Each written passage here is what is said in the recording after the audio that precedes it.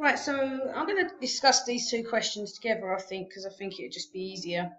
Right, now the reason why I've included this is because these barcodes are discussed in the book, and also check digit is a form of validation. Okay, so that's why I thought I'd put this in.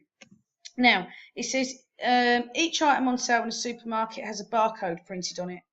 Now, I haven't provided a scenario with this because there's no need for the scenario, okay, because you're discussing these technically. So it says, explain why the barcodes are different widths. So it's really, really quite simple.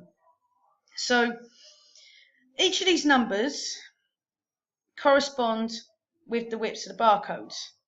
Now, when the barcode is actually scanned, the gaps in between these bars are all completely different, and each one of them represents a number. So that's why they're different widths, is because when they're scanned, it actually represents a number. So then the direct data device, the input, can actually read it, put the number back, bring the number, and then puts the number into the database. Okay, so that's all that needs to be explained for that one, really. So really, all you need to know is that each of these bars and the gaps all have different widths, and all of the widths simply represent a number. Okay, so they're a combination of numbers. Now for the next one, describe what the digits stand for and why they're necessary. Now this is simply a 2-mark question. You don't need to go into great detail for this one. Okay, so it's all that you need to know. You're not describing what each digit stands for. Okay, you're just saying what the digits stand for and why they are necessary. So don't go into anything complicated with this one, okay? So basically, each item, okay, has a barcode. Every single item that's on sale out there, they all have a different barcode, okay?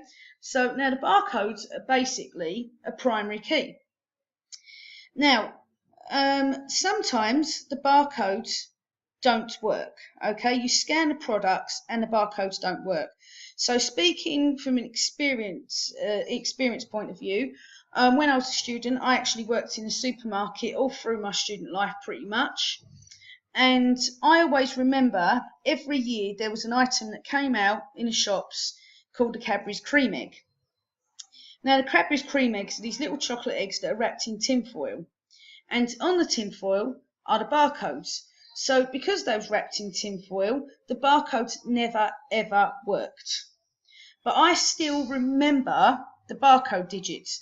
And the reason why that is because every single time I went to work in a supermarket, I had to type in a number. And I remember the number was 50201600. Okay? And so basically the digits are there just because if the barcode doesn't scan, you need to type in a number on the till, and then basically the item will be found in a database. So obviously that will bring up the name of the item, the weight of the item, and the price of the item. And that's the only reason why they're there. So please do not look at this question as complicated. It's not complicated at all.